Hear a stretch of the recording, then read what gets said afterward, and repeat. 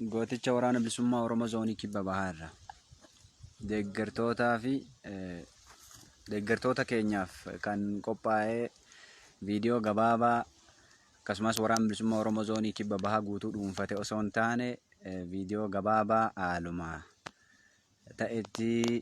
akkaataa nu deeggaraniif haala qabatama jiru ibsuuf jecha namootuma xixiqqaa jiraniif fayyadamnee taakkiyaa jiru fayyadamnee dhiyeessineedha. Gooticha waraana bilisummaa Oromoo zoonii kibba bahaa Oromiyaa zooniilee kutaalee Oromiyaa keessa jiran keessaa haga tokko humnaan hanqina humnaa irraa kaka'e dadhabbii fi hamileen inni itti qabuu fi hamileen sochii inni godhu jiru xiqqoo tokko godinaalee kaan irraa adda dhageettiis haga godinaalee kaanii hin qabu. Sababni isaa immoo diinagdee gahaa dhabuu fi akkaataan ijaarama jalqabaallee duubatti hafuurra kaka'e sadarkaa gadaanaarra jira. Deeggartoonni keenya gooticha waraana bilisummaa Oromoo zoonii kibba bahaa Oromiyaa jabeessitanii sadarkaalee godinaalee Oromiyaa waraana bilisummaa Oromoo irra jirurraan akka geettan kanumaan carraa kana fayyadamnee isin beeksisna. Yeroon kun ammoo haala akkaan fardii fi haala akkaan jajjabduu itti waraana bilisummaa Oromoo jabeessanii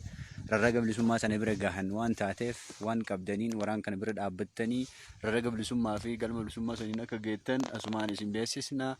Woboonni zooniilee garaagaraa irra jiran hardhaa giddugala Oromiyaa fi lixa Oromiyaa akkasumas kibba Oromiyaa godinaalee lamaan gujii lamaanii fi kibba Oromiyaa irra jiraniif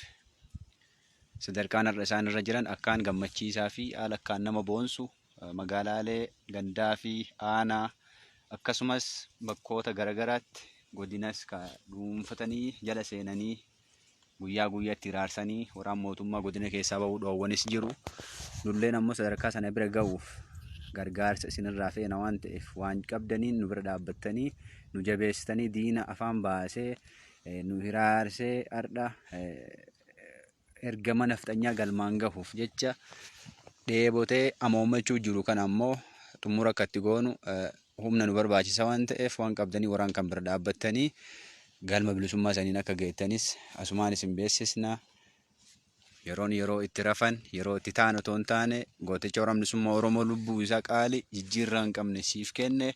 waan inni qabatee lolee diina isaa dura dhaabbatee diina kana sirraa kaasu tokkoon kan kee dirqama Oromummaa qabdu baatee waraan kana bira akka dhaabbattanis asumaan isin beeksisna. Gooticha waraana bilisummaa Oromoo zoonii kibba bahaarraa injifannoon uummata Oromoof gadaan gadaa bilisummaati.